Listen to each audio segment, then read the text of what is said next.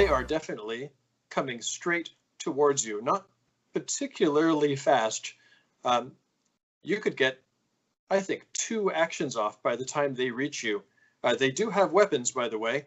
They have thin swords, also rusted through, that they draw as they approach, almost silently. Just the rotting, just the rattling of their bones is the only sound that they make. Their white hair kind of wispy, flowing behind them in some kind of supernatural wind. Perfect. So I'm actually going to look at them. Happy to see you for, because you know what? I'm not much of a historian, but this I do. So I'm going to, let's see.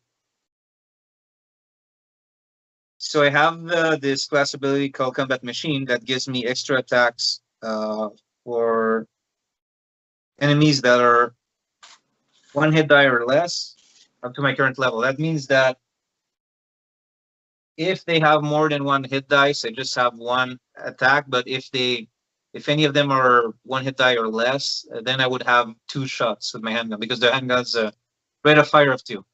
Great. So am I able to take 2 shots, or is it going to be a single one? No, I think you're going to get 4, because these are 1 hit die monsters, and you've really got enough time to take 2 actions before they reach you. So that's actually 4 shots you can get off. Yeah. I was thinking in rounds, but for sure. Okay. Yeah, no, so this situation is definitely a good one for you to be in, I suppose, in terms of combat, right? Yeah, for sure. Of course, we'll see. It's normal handle. We'll see how it goes. Would a bullet be impaling or? Because I'm thinking skeletons, like blunt and cutting, and I don't know what a bullet would be. Actually, you know what? I looked it up. I actually looked it up in preparation for this game, because I remembered. Oh yeah, something about piercing weapons and blunt weapons. Anyway, the basic D&D rules don't have anything about that. You just do regular damage. Okay. Yeah. So first shot is gonna be 19, which again makes me think I'm really bad at shuffling cards. Did you say it was a 19? Yeah. No. Sorry, this is not a red one. It's a 9. Okay. Oh, it's a 9. Okay. I'm bad at shuffling cards, because I got like 8, 9, 9. So I'm gonna reshuffle again. Okay, these guys have an armor class of 13, so that's going to be your 2-hit number after you put your modifiers. So 9 and but 10. I miss. So okay. I got 10. I got 10 on my attack. Because range is. So we'll say in the first round you miss. Maybe you were somehow startled by these things. Certainly weren't expecting to see the Walking Dead down here, and so by the time you kind of regain your composure, they have covered half of that distance, and now their swords are being drawn from scabbards that rotted away centuries ago. So they're really just pulling them out from their belt, and they're pointed at you, and you've got 2 more shots to fire before they're within melee range. Yeah. Or, of course, you could take another action like running away or whatever. No, I'm gonna, because I figure like if I run away, they're still gonna be following me constantly. So I'm gonna have to deal with them, and maybe then I have to deal with them in a worse place. Yeah. Might as well just get it done with. Yeah, but what if after I'm in a hallway, there's something else from me? They're still coming behind. No good. So you mean I still have 3 shots, right? You still, I think you got 2 and then 2. So you've used 2, is that right? Or have you only used 1?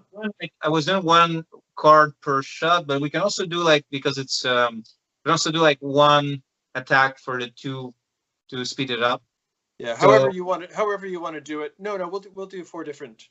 So I think there's 2 left. Well, will be 3 left, because I just missed. I got the 9, and then I mentioned I have to shuffle again, because they keep 8, 9. All right, you got 3 shots left. Yeah. If there's any poker players watching this is embarrassing. Okay, so now I got a 8, so that's a miss. Okay. So now they're passing that big stone block, and they're halfway to you. Okay. That's a 12 plus 1, 13. That just makes it. Okay, amazing.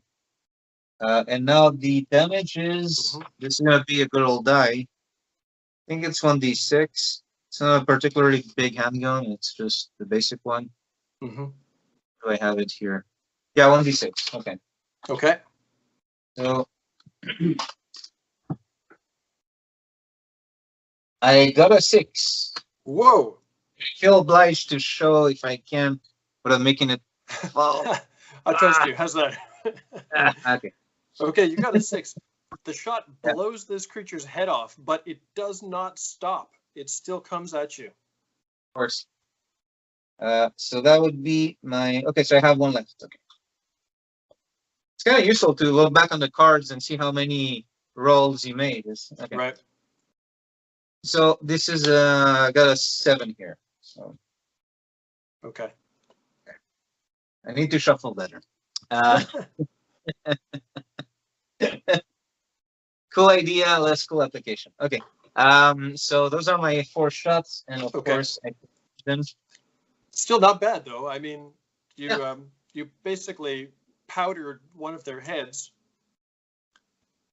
So as they're approaching, what does the hound do? Does the hound holster the gun and pull out a baton, or are you going to continue to use the gun at point blank range? Well, thankfully I had kept my baton in the offhand, so I just holster the gun, and switching hands I don't think is that much of a. Anyway, I think it can be done pretty quickly. Okay. But I'm just gonna prepare for melee combat here. Okay, so they do the thing where they start to flank you to either side. It won't affect combat in any way. It's just that's how they're moving, and I think we are at initiative. Yeah. Which means I have to find a die 6. So I think so old school D&D, as I'm sure you know, it just means we each roll a die 6. Whoever gets the higher roll wins, and it's for the whole side. It's not individual. And a tie means it's simultaneous. So if anybody dies, they still get to fight back. Good to go? Here we go. Mine here. I got a 1. I swear I got a 6 again. I'm not.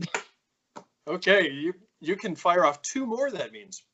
Amazing. How many do I have? Oh yeah, it's 20 bullets per clip. Okay. So 2 more. Let's do this. That's a 14. No, 8. Wait, ace is. I thought I saw a 4.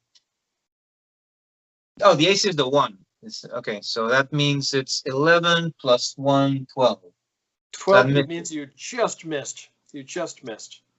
That's 1 bullet, and actually, the other you know one. What? Since we're talking about it, I think we should say right now that we will use critical hits and misses. So I can explain what that means if you like. Yeah, just realized it's still a 1, so it's still a critical miss. But I just realized I'm not shooting; it's a baton. It's so, but it doesn't matter in this case because it was a 1. Go ahead. Okay, so if it's like a natural 1 on a d20, if it's that kind of a 1, it means that you miss. Sorry, this is a plus 10, so that's 11. I thought so. I just thought I'd bring it up now. But if you do get a critical miss, it means you miss a turn. Same for them. And if you do get a critical hit, it's max damage plus a die. So it can be really, really deadly. Cool. So okay. I don't know if we spoke at the same time or not right there, but because I was also talking about my confusion between the weapons I was using. Yeah. But so for a 1, that's you lose a turn, a round rather. Yeah. Yeah.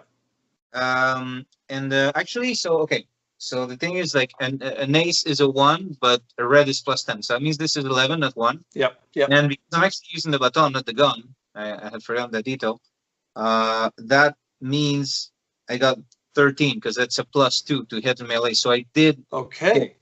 Okay. So, do you want to hit the already injured? Is that the right word? The already damaged one, or do you want to attack the other one? No, I'm definitely gonna try to finish off the one that's I don't want too many of them flanking me. So. Okay. And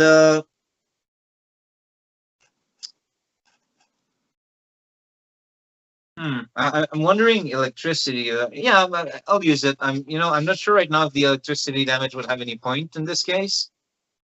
But I'll what the heck? I'll just press the button and use it anyway. That many charges. So. Okay, what does that do? Okay, so basically it's the electric batons are 1d6. if I press the button, I can use the charge. It's 1d4 extra damage electricity, which in this case, I'm not sure it'll do anything. And normally there's a potential stun chance, which in this case, even I will say, I'm pretty sure it doesn't, because it's an undead. Okay.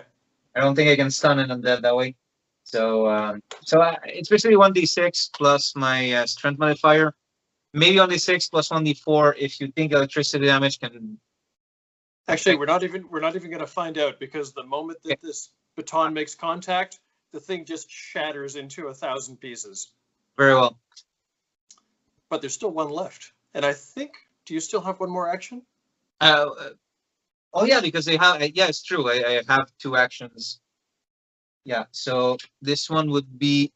So it's a 17 plus 2. So I got 19 to hit. So well, that hits. That's a hit. Yeah. And let's say, what the hell? Yes, electricity damage applies. Oh wait, this is the gun hand though. This is the gun hand. Yeah. Let's see.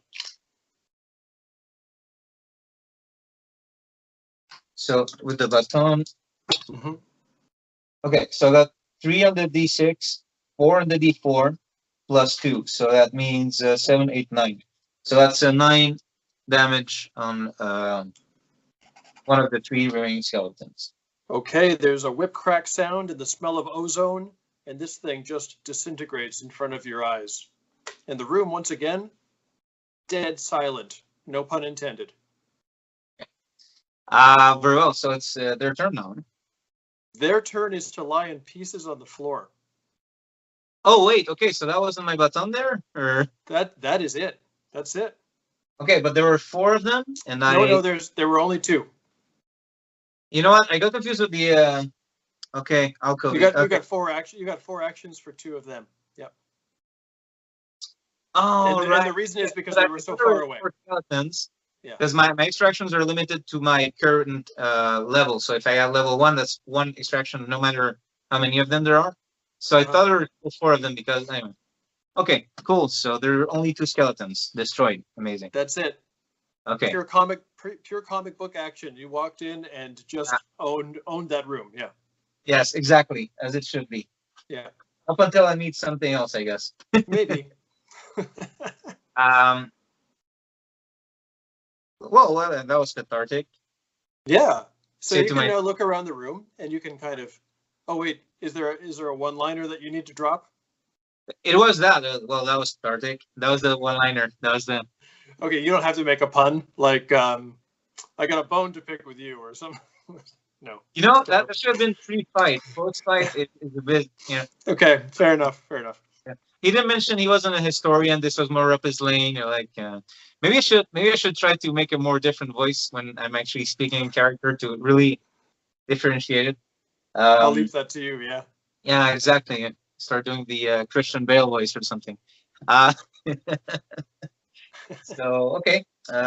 Geez. So behind me, well, I was facing that before, so I turned back to where I was facing before the sound. And what did I have in front of me again? Okay, so let me sort of it's tough when you don't have any visuals in front of you, I know. Yeah. Okay, so you basically, you entered through the top of that wine glass shaped room, and the skeletons met you basically in the middle. You've got an alcove off to either side and another pair of alcoves off just a little further up and to the right and left. And in the middle of the room, there is that big stone block. And with the sort of bone dust settling all around you, you can now see what that is because you're closer now. It is a sarcophagus. Unlike the doors that you've seen so far, the lid of this one is untouched. It is in place. And then, of course, behind the sarcophagus, there's the 2 thrones, the 2 little thrones where the skeletons have been seated before. Well, what I'm going to do next, my character knows that Tessa would probably not be a fan of, but I'm just going to test a little bit. I'm not going to open it. I just want to see if it's movable. Yes, you think that you can. Yeah, I think that you can do it. It's not easy by any chance. Let's make a roll and against your strength, and this won't determine if you can do it or not. It's just going to determine how gracefully you can do it, because I'm assuming you're trying to do it carefully.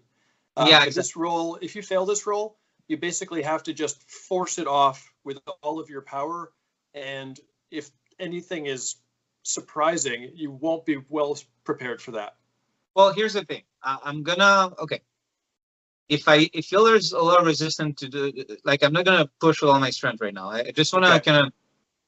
I don't know what material it's in. I just kind of want to know if it's something that's slidable easily. But if it's not, I'm not going to push right away because I'm going to prepare something else first. Okay, not easily, but you feel you could do it. Okay, this is what I'm going to prepare. Let me just look at my character sheet and just to make sure I didn't spend them all in serial one. But I think I have one left. Okay. Let's see.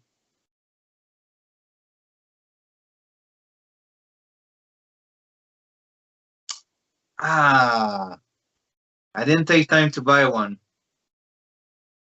Yeah, so I don't have any grenades left. That's a shame.